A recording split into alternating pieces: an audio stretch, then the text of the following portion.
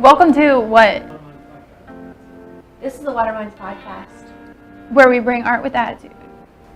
Can you zoom in a little? What do you do with your hands? So I'm like... Okay.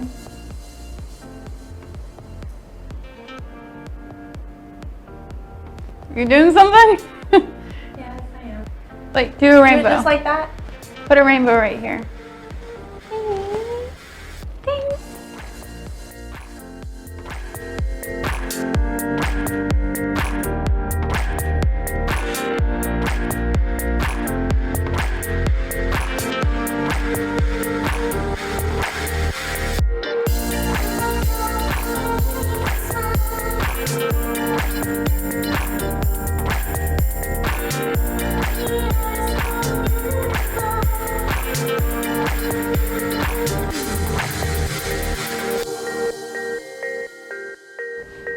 Welcome to the Waterminds podcast. Where we bring art with attitude. I'm Ashley, I'm Amanda. and today we're going to talk about the Asana software that we use to help our workflow within the graphics department. So, Amanda, first, before we get into that, tell me a little bit about what you guys use in the graphics department to get these screens complete. Before we were given, P&IDs or drawings, kind of like blueprints, and a bunch of different pieces of paper if the project manager was actually working in this office. Otherwise, it'd be through emails. Even if they were working in this office, it'd be through emails and all other kinds of sources. So Asana has really helped just put it all in one place. Everything is right there for the project. So, before, was it hard to keep up with those things, or to kind of figure out who was accountable for what? Yeah, basically, it'd be like, oh, I lost this piece of paper, or someone didn't respond to the email, and now everything is right there. And everyone gets a notification if you put a comment on it or you upload something new. So, All right, well, let's go ahead and pull up the Asana, and I will take you through a little bit of that workflow. So this is a graphic that we developed that basically shows the directions of the workflow. What you see in the color is the cards, and then below that are the directions. So this is there for anybody who needs to go back to and refer to how it works. So when the project manager gets a job, they're going to put the screen that they need done into the backlog. They are required to put all the information that is needed, the P&IDs, any graphics. So then once the graphic artist gets together with the PM and they make a commitment to get this work completed by the end of the week, the card will then move to the in progress. When it's in progress, the artist will be working on those screens to make sure to get those complete by the end of the week. So after that, they're going to move it to the graphic review column. This column is for the project managers to go over these graphics, look and see what could be wrong or what could be right. If there is things wrong, it'll get moved back into the revision column. So the in progress and revisions column are both for work in progress.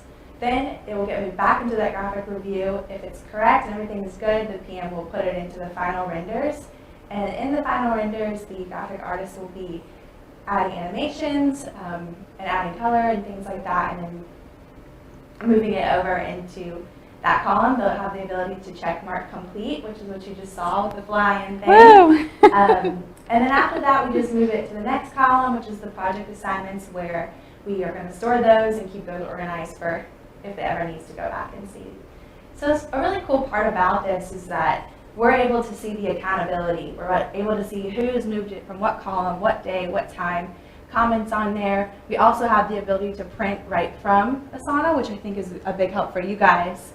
So we're hoping that this is going to be a big step in finding out that workflow and really helping the problem of things getting stalled in the emails and things like that.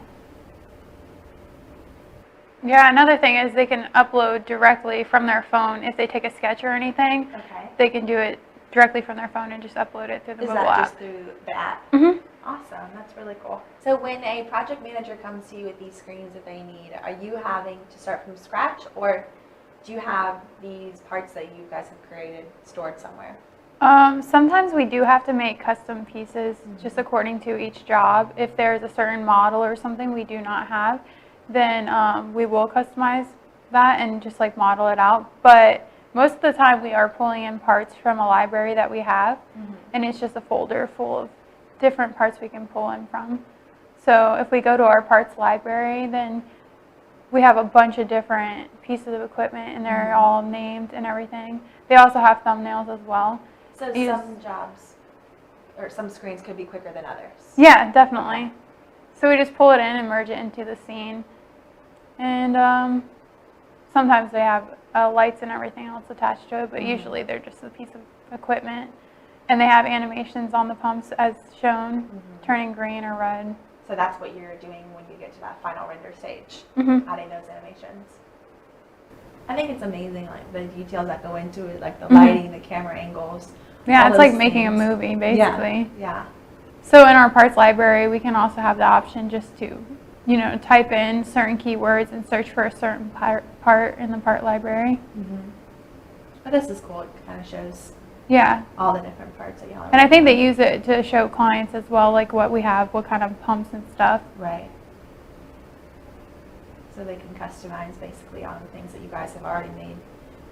That's pretty neat. Hmm. And any new models we try to add to the library as well along the way so that we have more options down the road. So when times are slower, are some of the artists working on creating new models? Is that?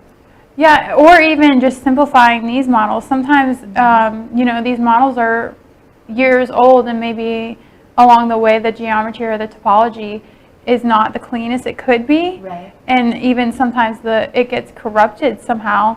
I mean, it's technology, so along the way, years of, you know, different versions Right. of software, things fall apart, so just need to be updated. Right.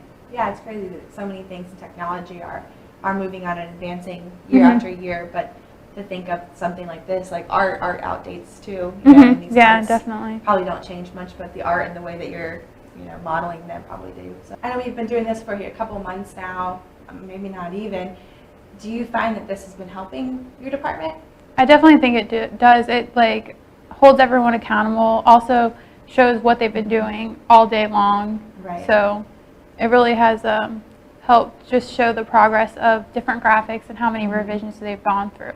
I think it's really helped, you know, the progression of our Monday morning meetings too, because it's so quick to see, you know, what you did last week. We can go over those topics, but also if your column's empty, what we need to add and, you know, things like that. And like you said, the accountability, there's so many moving pieces within this, so many different departments that have to check these graphics before they're fully developed, that we're able to, you know, see where they are in that process and really help the workflow go faster here. Yep, and with each kind of card they upload, they have requirements of where, you know, what resolution we need to render at, what color pumps or water we need to do. So it really helps us. Everything it should be right there for us. Right, and this is something that I've been able to actually pull into the marketing as well. So I have a marketing board.